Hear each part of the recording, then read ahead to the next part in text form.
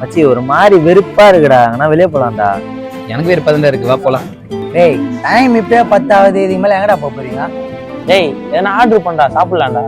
காத்தி சொந்த கருதா மச்சான், பலா நீ ஆர்டர் போடுறா. டேய் என்கிட்டலாம் சுத்தமா காசு இல்ல, கலை நீ ஆர்டர் போடுறா. டேய் நீ வேற, நான் தான் இன்னும் சம்பளம் வாங்காம இருக்கேன், நீங்க யாருமா இன்னும் வாங்கல? டேய் ஆரிஃப் நேத்து தான் சம்பளம் வாங்கினானா. நேத்து நீ தான் சம்பளம் வாங்கியிருக்குல்ல, நீ ஆர்டர் போடு மச்சான். மச்சான் என்கிட்ட இப்போ சுத்தமா காசு இல்லடா. டேய் 15,000 ரூபாய் சம்பளம் வாங்குறேன்ற ஒரு பிரியாணி கூடமா வாங்கி தர முடியாது. பிச்சைக்கார வேஷ போடுற.